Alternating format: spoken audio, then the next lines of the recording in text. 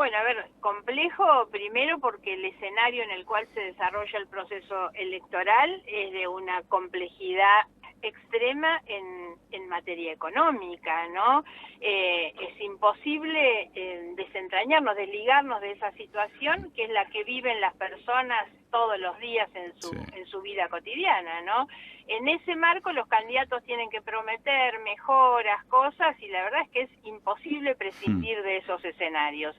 Ahí, sobre todo, apuntando un poco lo que ha sido la posición de nuestro partido en este contexto, terminamos teniendo que elegir entre dos candidatos que no ofrecen ninguna de esas garantías ni de esas respuestas que el contexto económico y social requieren. Massa es el candidato de un muy mal gobierno y el ministro de una economía que está estallada, una economía que no ha dado respuesta, los indicadores económicos son malísimos, estamos con una inflación de 150 puntos, ese es uno de los candidatos.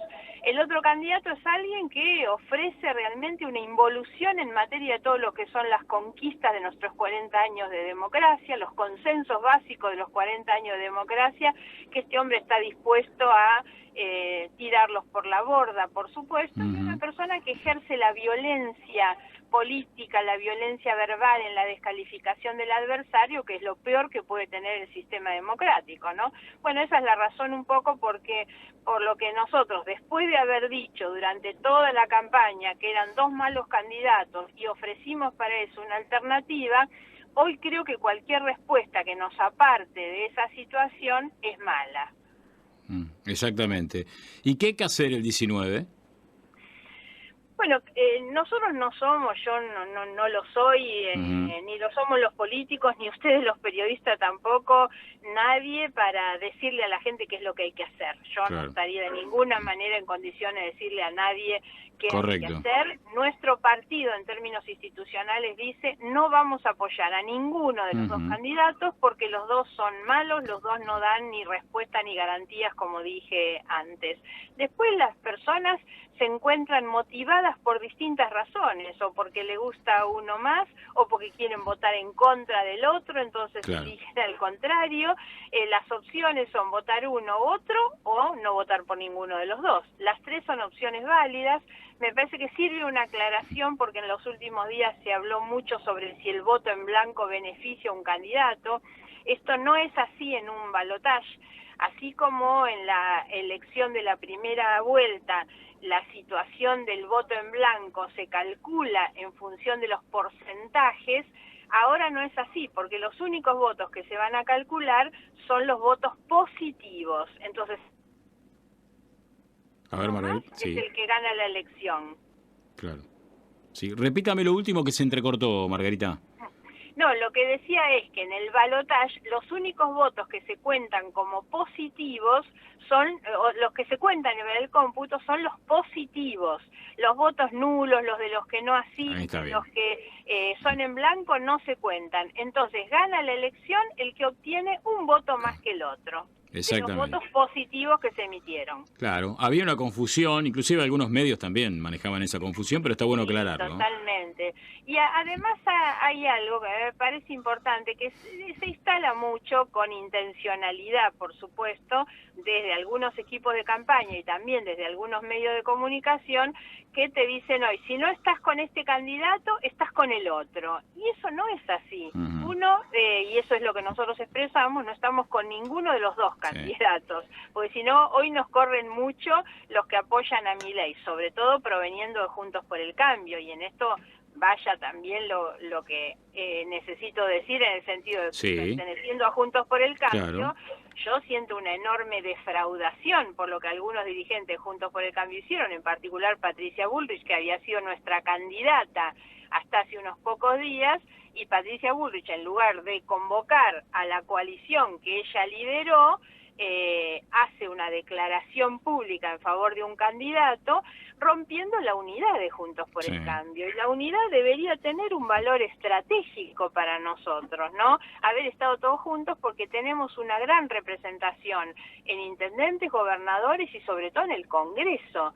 El cálculo creo que dice que Juntos por el Cambio va a tener más de 90, y el Frente de Todos va a tener 100, no es tanta la diferencia. Entonces ahí nos teníamos que hacer fuertes, pero fuertes en la unidad y no salir con manifestaciones individuales.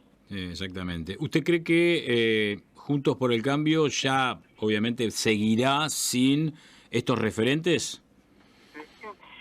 Bueno, está claro que ellos han decidido tomar otro camino. Sí. Yo creo que Macri particularmente no sentía comodidad en este lugar de Juntos por el Cambio en el que nosotros integramos, el radicalismo integra, la coalición cívica integra, y bueno, no sentía esa comodidad. Macri fue además el responsable, yo creo, de haber le hecho mucho daño a esta coalición, haciendo campaña prácticamente para Milei. Lo hizo antes.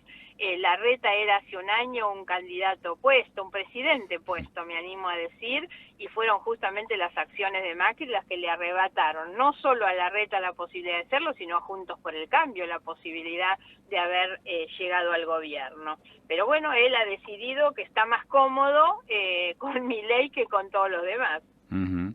¿Qué cree que lo llevó a eso, Margarita?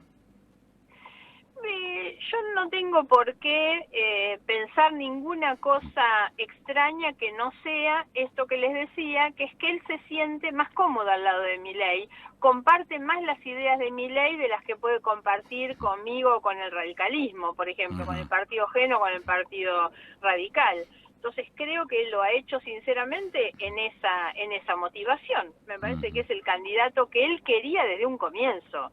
Siempre quiso que Milei sea su candidato, ¿no? Y hoy he leído algunas notas incluso que dicen Macri como que se ha apropiado de la candidatura de Milei, y esto genera algunos ruidos también dentro de la estructura del propio Milei. Sí, se dicen muchas cosas, ¿no? Obviamente que las cuestiones puertas para adentro nunca las sabremos. Se dice que ya Macri le había dicho a Milei, en caso de ser presidente, la mayoría de los ministerios serán nuestros, que Milei no le gustó. Bueno, las cosas que se dicen y que obviamente son incomprobables, en definitiva.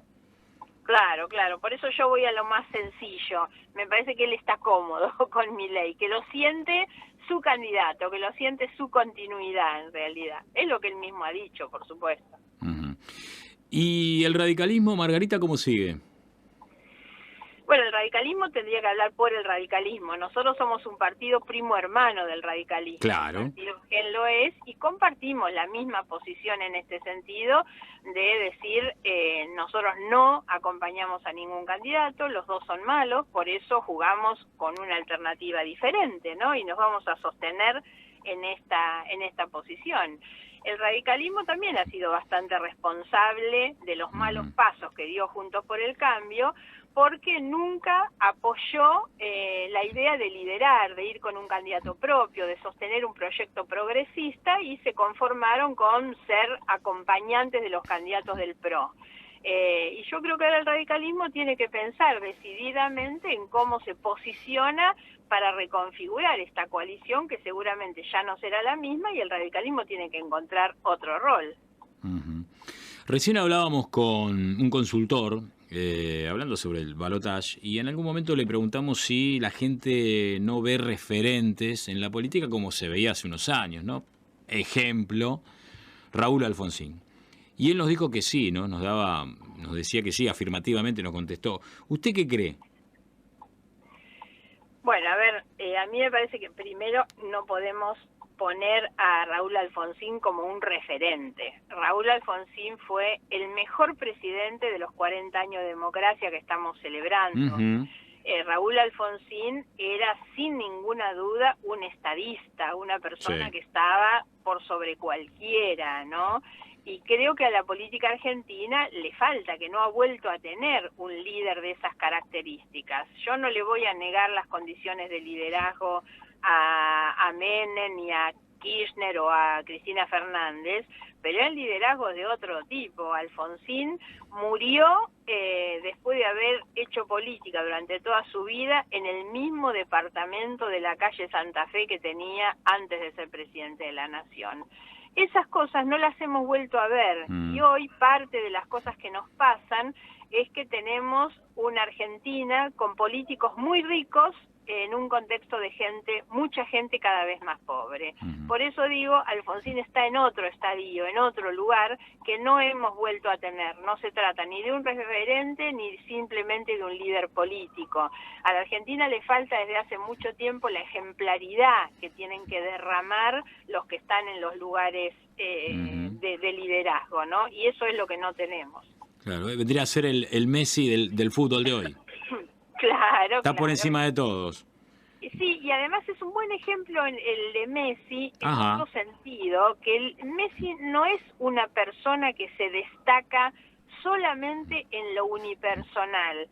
Creo que el gran mérito de Messi ha sido comandar la selección como creo que los líderes deben comandar un país.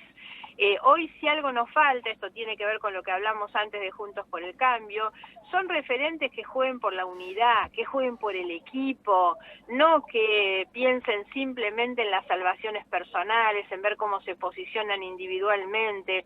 Alfonsín fue la persona que como nadie contribuyó a la unión nacional, a establecer valores que todos, cada uno en su lugar, defendíamos, y me parece que ese es el sentido. Y Messi, trasladado al equipo de fútbol y a la selección, tiene ese liderazgo que fue armar de las buenas individualidades un sentido de equipo, de pertenencia, de identidad, que es más importante que la suma de las personas.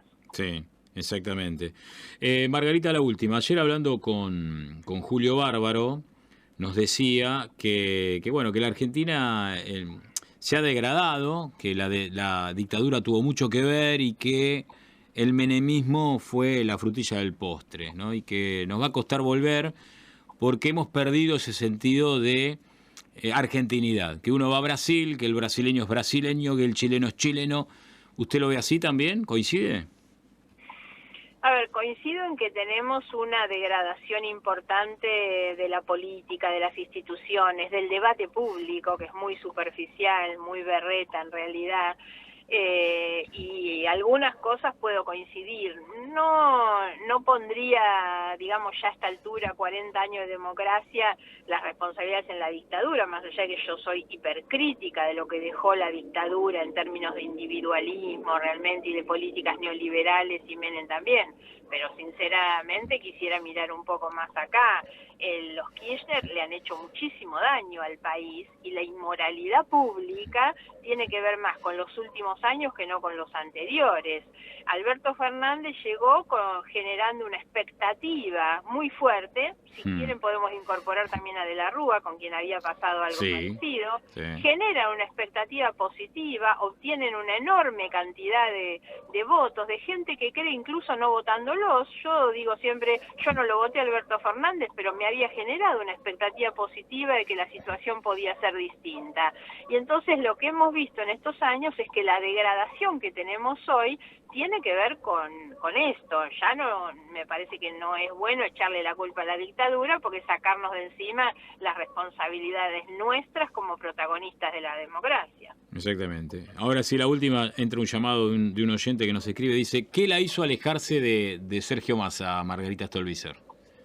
Su retorno al kirchnerismo. Yo estuve con Massa en una alianza en el 2017, en esa única oportunidad, y estuve porque él en el 2013 enfrentó al kirchnerismo, impidió la reelección, en el 2015 los volvió a enfrentar como candidato a presidente, en el 2017 me buscó para hacer una coalición, la logramos hacer y creo que fue muy buena en términos de lo que proponíamos. Yo trabajaba los temas de justicia, derechos humanos, transparencia, y él trabajaba la agenda social, del trabajo, de los jubilados, de las pymes, y era buena, pero al año 2019 él fue con el kirchnerismo, la reunificación del peronismo con la llegada de Massa en el 2019 permitió que Alberto Fernández ganara, que el peronismo ganara la elección, y obviamente para mí eso es una mochila impasable que era el kirchnerismo, porque yo soy una convencida, como les dije antes, del enorme daño que el kirchnerismo ha hecho en esta degradación moral que tiene la Argentina.